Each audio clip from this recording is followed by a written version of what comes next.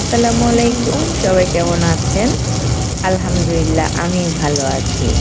যে পিঠাটা তেলে ভাজা হচ্ছে সেটার নাম হচ্ছে মালপোয়া পিঠা। এই পিঠাটা অনেকেই বানাইতে জানে না। অনেকে অনেক ঝামেলা মনে করে বলেই বানায় না। আবার অনেকে নিয়ম জানে না দেখে বানাইতে পারে না। এই পিঠাটা অনেক ধৈর্য নিয়ে পিঠাটা বানাইতে হয়। তো কথা না বাড়িয়ে কাজে চলে যাই। আজকে আমি ১ কেজি ময়দার পিঠা বানাবো। ১ কেজি ময়দাতে আমি ১ কেজি চিনি দিয়েছি। চিনি কম দিলে এই পিঠা কখনো হবে না। চিনির পরিমাণ সমান সমান দিতে হবে।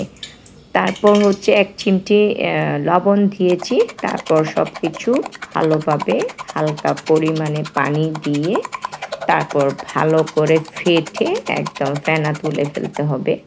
তারপর ভালোভাবে ফেটে একদম আঠালো আঠালো যখন ভাপ হবে তখন মনে করবেন এটা হয়ে গেছে। আমার টিপস যদি আপনারা ফলো করেন অবশ্যই বাসায় বানিয়ে আপনারা মালপোয়া পিঠা খেতে পারবেন। তো আমি মিডিয়াম সাইজের একটা কড়াই নিয়েছি। বেশি বড়ও নেবেন না কেউ, আর ছোটও নেবেন না। এই মাঝারি সাইজের কড়াইতে যেন মালপোয়াটা একদম বেশি ছড়ায় না যায়। এবং প্রথমে চুলার জালটা আমি হাই হিটে জাল দিব। ১-২টা পিঠা যখন বানাবো তখন মিডিয়াম জালে আমি পিঠাগুলো বানাতে হবে। তখন ১-২টা পিঠা বানানোর পরে আমি যেভাবে পিঠাগুলো বানাচ্ছি এবং যে টিপসগুলো আপনাদেরকে দিয়েছি সেগুলো অবশ্যই আপনারা ফলো করবেন। যেমন মিডিয়াম একটা কড়াই লাগবে। তেল হচ্ছে বেশি দেওয়া যাবে না, অল্প তেলে ভাজতে হবে। আর হচ্ছে খামিটাকে ভালোভাবে ফেটে একদম ফোমের মতো করে ফেলতে হবে। আঠালো আঠালো যখন হবে তখন হচ্ছে আপনি এই পিঠার খামি তৈরি হয়ে যাবে। তো আপনাদের এই টিপসগুলো যদি আপনারা মনে রাখেন এই পিঠাটা খুব সহজভাবে আপনারা বানাতে পারবেন। না হলে কখনো এই পিঠা বানানো সম্ভব নয়। তো আপনারা ধৈর্য সহকারে যদি এই পিঠাটা বানাতে পারেন তাহলে আমার এই টিপসগুলো অবশ্যই ফলো করবেন।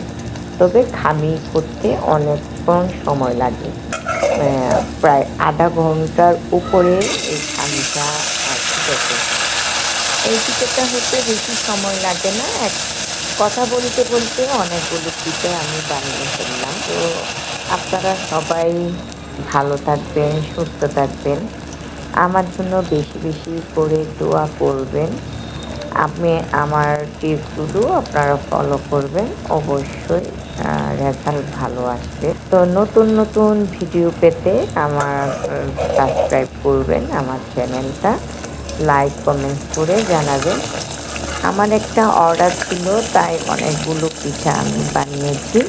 ভিডিওটাও আপনাদেরকে করে দেখাতে পারলাম। একসাথে ২ কাজ করেছি। তো সুস্থ থাকবেন, ভালো থাকবেন। আমার জন্য বেশি বেশি করে দোয়া করবেন যাতে আমি আপনাদেরকে নতুন নতুন ভিডিও শেয়ার করতে পারি। আর রেসিপিগুলো যদি ভালো লাগে বাসায় তৈরি করে আপনারা খাবেন। সবার সুস্থতা কামনা করে আজকের ভিডিও শেষ করলাম।